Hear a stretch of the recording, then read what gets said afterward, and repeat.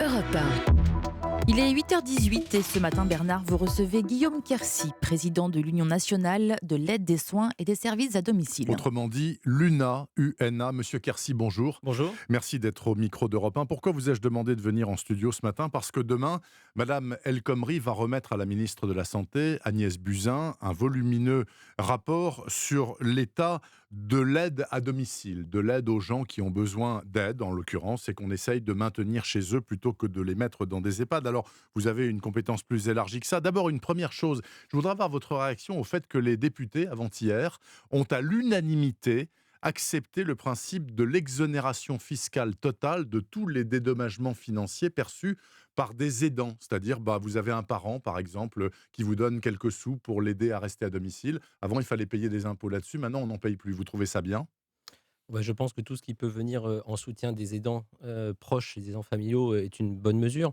Après, je ne suis pas certain qu'elle bouleverse considérablement, ou en tout cas qu'elle soit à la hauteur des enjeux aujourd'hui, des besoins et des aidants proches et des aidants bien sûr professionnels. Par Alors, ailleurs. justement, parlons des enjeux. Quels sont-ils, les enjeux ? Il y a 830 000 personnes actuellement qui sont salariées pour faire ces métiers-là, qui sont très dévalorisés. À quel point sont-ils dévalorisés ? Financièrement ? Statutairement ? Aujourd'hui, on peut donner quelques chiffres. Dites. Le salaire brut moyen de l'aide à domicile, c'est 900 euros par mois, On est, on puisqu'on est, couple un salaire au SMIC avec du on est temps loin du partiel. SMIC. Absolument. Oui. D'ailleurs, il faut, dans la branche de l'aide à domicile, 13 ans pour commencer à avoir son salaire qui augmente un peu au-dessus du SMIC. Oui. On pourrait aussi dire que vous avez une idée un peu de la sinistralité en termes d'accidents du travail, de maladies professionnelles dans le BTP. Oui. C'est énorme. Eh bien, dans le Dans le domicile, BTP, c'est 70 pour 1000, à peu voilà. près. Eh bien, dans le domicile, c'est 2 fois plus.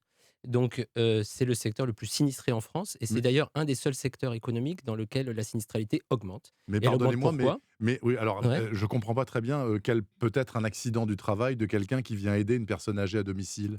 Vous avez énormément de manutention, vous avez une intensité dans le travail, un rythme extrêmement soutenu. Oui, Vous faites énormément d'interventions, vous avez beaucoup de déplacements également. oui. Donc les accidents de la route peuvent être aussi une cause.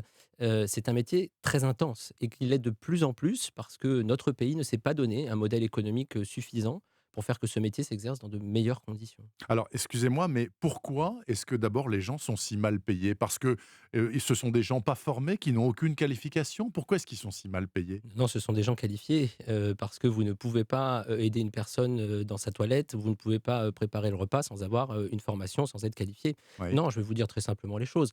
Un, c'est un métier qui a une mauvaise image, donc on considère que ce sont des femmes de ménage, si je fais court. oui. Et puis deux, ce sont des femmes. Et que donc, comme beaucoup de sujets dans notre pays, quand on parle de femmes, et c'est aussi un message que j'adresse à Mme Schiappa, on considère que ça ne se rémunère pas, que c'est de la sphère domestique et que tout ça n'a pas de prix finalement, alors que c'en a un. Et c'est bien parce que ça a un prix et qu'aujourd'hui il n'est pas suffisamment couvert par la nation, par la puissance publique, que les services sont en difficulté et que beaucoup de personnes âgées ne trouvent pas de services d'aide à domicile sur leur territoire. Je précise que 1/6 de ces personnels, 17%, vivent sous le seuil de pauvreté, ce qui est Absolument. absolument invraisemblable. Absolument. Ce qui fait que, puisqu'on ne trouve pas des gens pour venir être aidés à domicile, on se retrouve dans des structures à Oui, ce en moment-là. Si établissement. on a les moyens, si on a les moyens, parce Mais que vous ça savez, coûte très il cher. y a, il y a- il y a deux sujets en ce moment qui font l'actualité, c'est la question des pompiers et la question des urgences. Oui, oui, Eh ben, c'est directement lié aux questions des services d'aide à domicile. C'est-à-dire que quand expliquez-nous. les pompiers doivent intervenir au domicile de personnes âgées parce qu'il n'y a personne chez elles pour les relever quand elles ont fait une chute, Hmm. quand les personnes âgées ne sont pas suffisamment accompagnées à domicile et que le seul recours, c'est les urgences à l'hôpital, et vous savez qu'il y a un pourcentage considérable des urgences qui sont liées à l'arrivée des personnes âgées, c'est parce que l'amont, les services à domicile ne sont pas suffisamment soutenus, pas suffisamment financés aujourd'hui pour assurer de la prévention, pour assurer le bon accompagnement au domicile. Il y a une dimension systémique. L'aide à domicile est au cœur des bonnes réformes du système de santé que nous devrions faire demain. Et malheureusement, dans tous les plans qui sortent, Ma Santé 2022, le plan urgence maintenant, rien, absolument rien n'est fait pour l'aide à domicile. Et dans les recommandations que Mme El Khomri va donner demain à Agnès Buzyn, est-ce que vous savez, Guillaume Quercy, est-ce qu'il y a des choses intéressantes ou est-ce que c'est encore du vent ? Alors, il y a toujours le risque que ce soit du vent, mais nous espérons néanmoins que Mme El Khomri validera une bonne fois pour toutes le fait que nous avons avant tout un problème de rémunération dans notre secteur. J'espère qu'elle le dira parce qu'on ne peut pas rendre attractifs des métiers S'ils ne si sont pas ils ne sont payés. pas rémunérés. C'est aussi Et il simple manque que ça. combien ? 900 millions, hein, selon vos estimations, par an. Alors oui, absolument, à peu près. L'idée, c'est que si déjà cette année, en fait, on essaie de raisonner court terme et moyen terme. Oui, À court terme, si on voulait déjà sortir l'ensemble des salariés au niveau du SMIC, pour les 13 années où ils ne le sont pas, il faudrait un peu plus de 200 millions d'euros, 220 millions d'euros exactement. Mmh. Donc si déjà dès le PLFSS 2020, on pouvait avoir ces 220 millions d'euros, ça permettrait de passer l'année 2020 en redonnant du pouvoir d'achat aux professionnels et redonner un peu d'attractivité. Et ensuite, dans le cadre de la réforme autonomie grand âge que Mme Buzyn nous a promis, rappelons-nous, hein, M. Macron avait dit un cinquième risque de sécurité sociale. Donc si Exact. la réforme est à cette hauteur-là, si c'est bien un marqueur du quinquennat, comme l'a dit Édouard Philippe, alors là, effectivement, on parlera non plus en 200 millions, mais on parlera plutôt en milliards d'euros pour pouvoir assurer au domicile une bonne qualité de service pour les personnes âgées. Il faut quand même avoir en tête l'enjeu, c'est que dans 5 ans, les baby-boomers auront le bel âge de 80 ans, Oui. que donc on va connaître une augmentation tout à fait substantielle fois 3, hein, des plus de 80 ans à horizon 2030. C'est Multiplié par 3 considérable, d'ici mais bien sûr. 2030. Et beaucoup de vos auditrices, vos auditeurs Oui, sont oui, oui. directement concernés par le sujet, soit comme aidants, soit pour elles-mêmes. Et que ce mur-là, aujourd'hui, on n'est pas prêt, puisque déjà, on ne répond pas à toutes les demandes. Et donc, il va falloir s'armer. Donc, c'est une vraie grosse réforme qu'il faut que Mme Buzyn fasse, un vrai cinquième risque de sécurité sociale.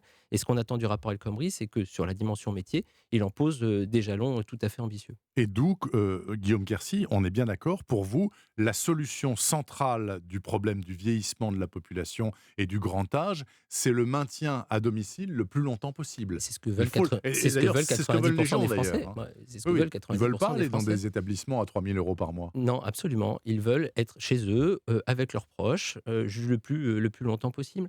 Et c'est précisément ce que font les aides à domicile. Je vais vous faire un petit témoignage en quelques Dites, secondes. dites, vous avez 1 minute. Moi, j'ai 39 ans. Mmh. Ma maman en a 66. Et elle s'occupe de ma grand-mère qui en a 91. Et elle s'occupait jusqu'à il y a peu, puisqu'il vient de décéder, de mon grand-père qui en avait 87. Aidante familiale, dévouée et donc évidemment épuisée parce que tout ça demande beaucoup, beaucoup d'énergie au quotidien. Mais aidée par des aides à domicile le matin, des aides à domicile le soir, un service de soins infirmiers à domicile. Sans ces services-là, le maintien à domicile des personnes âgées n'est pas possible, d'une part. Non. Et d'autre part, pour les aidants, c'est un épuisement physique, un épuisement psychologique également. C'est une question de santé publique majeure que l'aide à domicile. Elle est vraiment au cœur du projet de société de demain. Je fais souvent le parallèle, on parle du réchauffement climatique, on parle de la révolution numérique, et bien il y a aussi la question du vieillissement, et le domicile est la clé pour pouvoir résoudre l'équation qui nous attend dans les 5 ans. Merci beaucoup. Guillaume Quercy, le président de l'UNA, l'Union nationale de l'aide, des soins et des services à domicile. Donc à la veille de la remise